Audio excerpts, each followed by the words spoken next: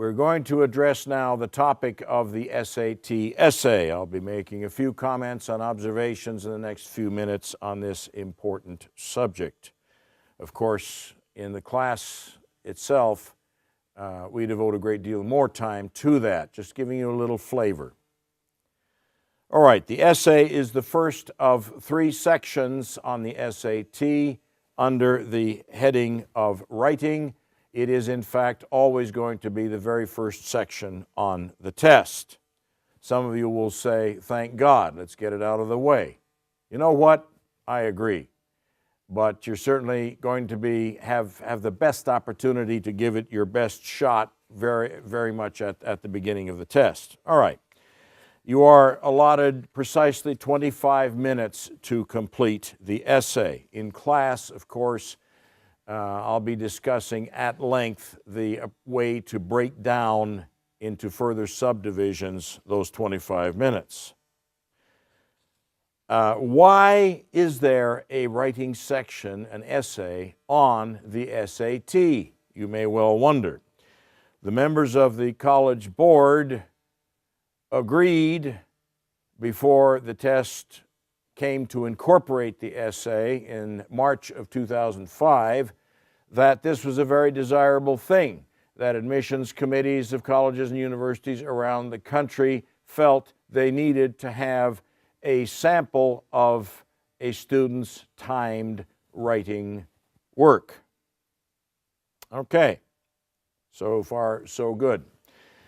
In fact, it can be argued that this is the only piece of your work they will see which was generated under rigorously timed conditions. This, of course, is very much comparable to essays that are very much time limited in class exam situations, classroom exams. So they need to know if you can do that. And what better way to know than to have an actual essay timed on a particular prompt as part of the SAT. Yes. Admissions committees are hesitantly and slowly, it seems, coming to view the essay as an important part of the decision-making process.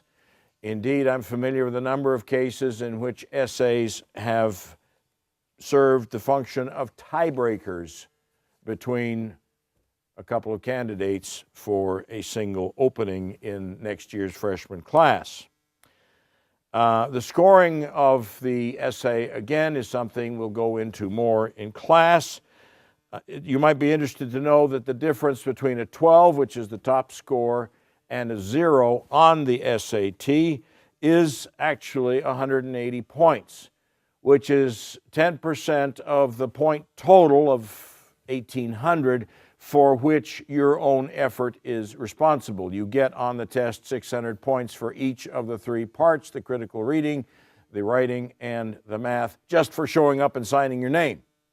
Now you got to get to work. Okay, and that amounts to a potential 1,800 points on top of that initial 600 gimme points, if you will. Now, if you're applying to the top 20 schools, some of those top 20 universities, and you all have a pretty good idea, I'm sure, as to what those might be, universities, liberal arts colleges, it is very much desirable to have a double-digit score on the essay. That would be a 10, an 11, or, very rarely, a 12. And so that should be your objective as you go through your preparation for the test. Be able to write at that level. With a 10, an 11, or a 12, you don't even have to get all of the 49 grammar questions right. Of course, we'll be talking about those in our next section. Now, in our program at the Treville Academy, we provide essay prompts to respond to in class on timed tests and for homework. And then I provide written comments and corrections to what you have written. I also will be recommending in class that students purchase a specific writing text. Parents, be ready for your youngsters to give you those names so that you can get that particular text. Thank you very much.